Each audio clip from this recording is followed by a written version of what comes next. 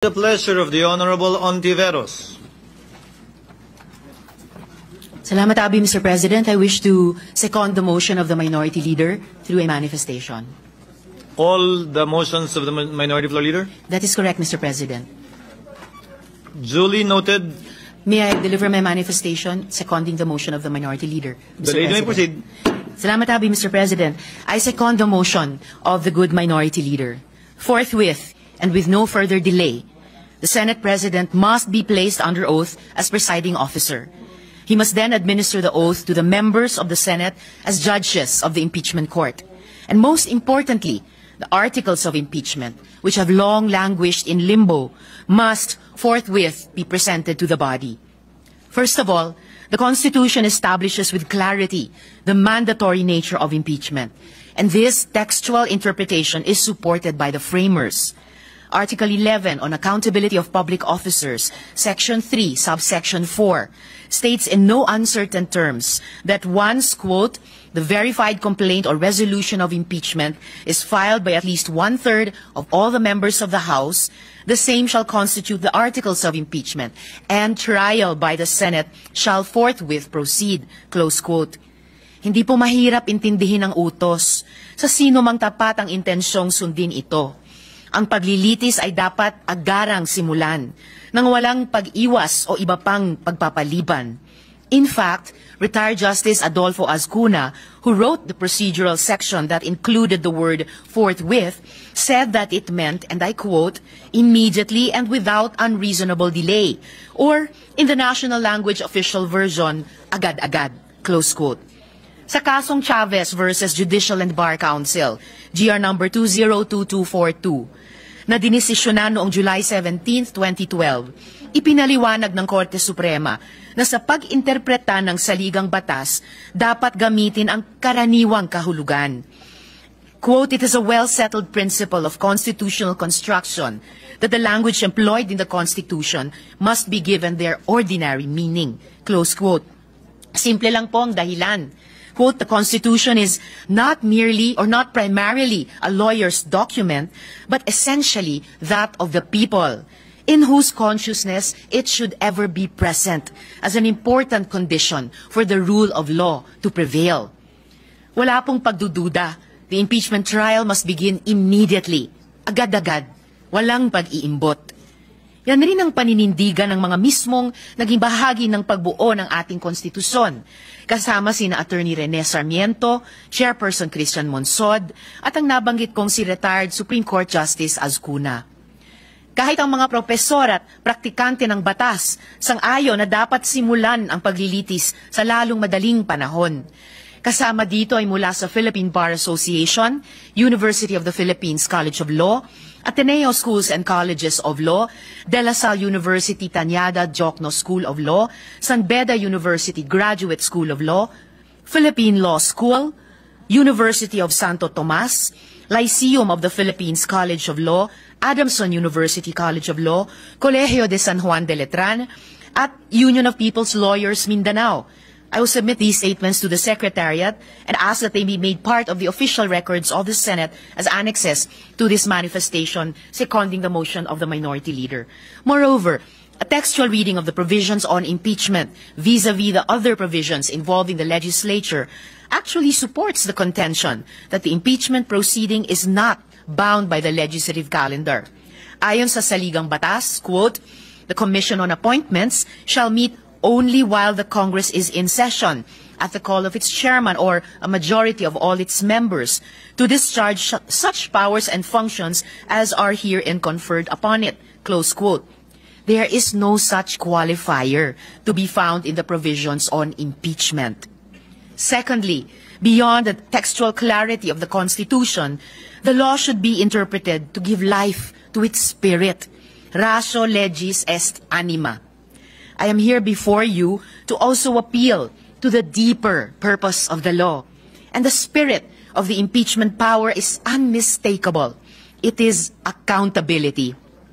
It is to ensure that no public officer, however powerful, is above the Constitution. Sinasabi nila na ang impeachment ay nasa Article 11 or Accountability of Public Officers portion ng ating saligang batas at hindi nasa Legislative Powers o Article 6 to underscore that impeachment was never meant to be part of the legislative process. Tama po iyon. However, there is a deeper reason to be fleshed out. It is because the power to impeach is, at heart, the power, nay, the duty to hold public officers accountable and to protect democracy from the abuse of power by the highest officials, public officials of our land. This process must not be rendered impotent through procedural subterfuge. Dapat po nating alalahanin na ang salita at diwa ng mga probisyon ng saligang batas ay hindi dinesenyo para lang paglaruan ng mga abogado. Itinakda ang mga ito para bigyang kahulugan at kapangyarihan ang taong bayang Pilipino. Sa pinakaunang probisyon ng Article 11 kung saan matatagpuan ang impeachment ay nakasaad, quote, "Public office is a public trust. Public officers and employees must at all times be accountable to the people," close quote. Sa Article 1, Section 1 naman, quote, "Sovereignty resides in the people and all government authority emanates from them," close quote. Ang kapangyarihan ng bawat opisyal ng pamahalaan ay hinihiram lang po natin sa taong bayan. At ang kapangyarihang ito ay nakasalalay sa patuloy nilang pagtitiwala at sa patuloy nating pagiging katiwa-tiwala. Ang pagdinig ng mga akusasyon sa impeachment trial ay itinalaga ng saligang batas para sukatin kung karapat-dapat pa ring patuloy na ipagkatiwala sa mga pinakamataas na opisyal ng pamahalaan ang lubos na kapangyarihang iniatas ng taong bayan sa kanila. Proteksyon nito laban sa pagbabaluktot ng batas, malubhang abuso, korupsyon at pagtataksil sa interes ng publiko. Ang pagtakas sa responsibilidad na ito ay insulto sa bawat Pilipino. Thirdly, nothing in the Senate Rules of Procedure in impeachment trials provides basis for this inordinate delay. Much has been said about attempts to follow proper procedure. But our own Senate Rules of Procedure on impeachment trials are bereft of any basis to justify the undeniable delay that has defined the Senate's proceedings thus far. Wala pong sinabi sa rules on impeachment na susundin ang legislative calendar, na bawal mag-impeachment trial on legislative recess, o na pag tinransmit sa last day yung articles of impeachment, ay kailangang in limbo ito, nakabitin sa ere. The inaction of our body on the articles of impeachment transmitted by the House of Representatives on February 5, 2025, is not because of anything definitive or inescapable written in the rules. Hindi po tayo inipit ng rules. Hindi po natin pwedeng sabihin na wala tayong choice, that we were straitjacketed by what our rules on procedure provided. We had a choice every step of the way. And our choice has been to delay, to drag our feet, to hide behind what we say are legal ambiguities. Tapos ngayon, if I might add, biglang bibilisan. An impeachment trial of all of 3 days.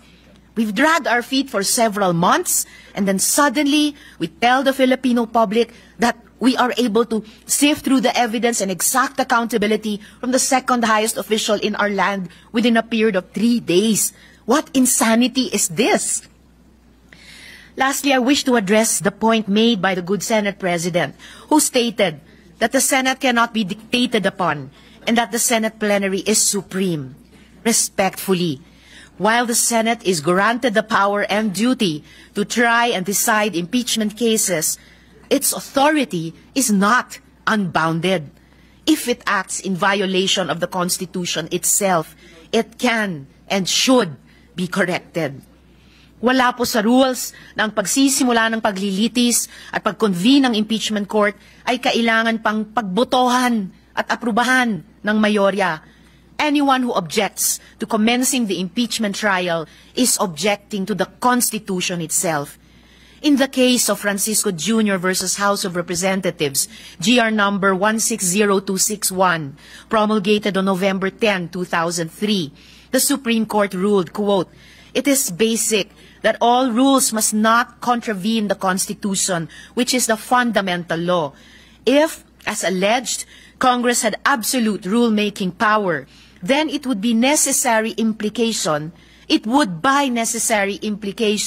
have the power to alter or amend the meaning of the Constitution without need of referendum." Close quote. Wala pong kapangyarihan ang Senado na iwaksi ang malinaw na utos ng saligang batas. Hinihimo ko po ang pinuno at mga kasamahan ko sa Senado. Sundin po natin ang malinaw na mandato ng saligang batas. Galangin po natin ang taong bayang nagbigay ng tiwala sa atin at simulan na po natin ang impeachment trial na ito. Dapat ay madali ang dinggin ito at ang paglilitis, sinsero at hindi minamadali. Kakulang pasasalamat, Mr. President. Duly noted and entered into the records. What is the pleasure of the Honorable Senator Tolentino?